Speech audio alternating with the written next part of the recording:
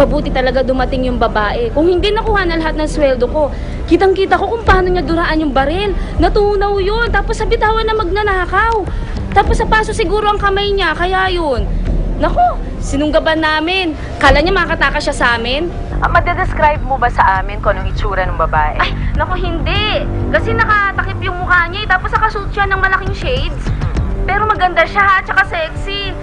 Kung sino ka man, maraming salamat sa'yo, ha. Simula pa lang yan.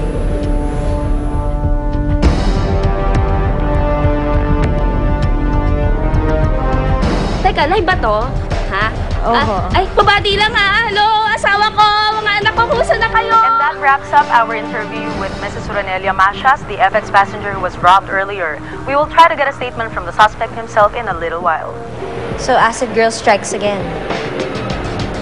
At sa pagkakataong ito, may iniligtas siya mga pasahero sa FX. Interesting. Makes you wonder kung sino ba talaga ang babaeng ito? At ano ba talaga ang intensyon niya? Isa kaya siyang kaibigan o kalaban?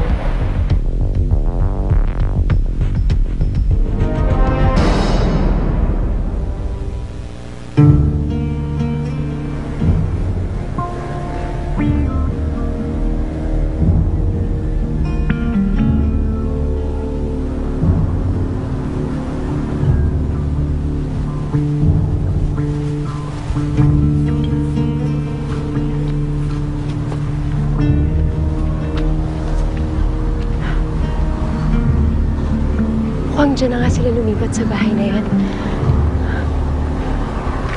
Ano nang gagawin mo ngayon? Bahala na. Basta gusto ko lang makita si Lela.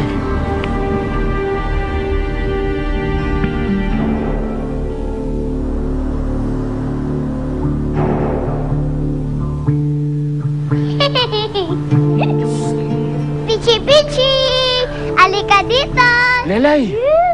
Lelay! Kuya Ted!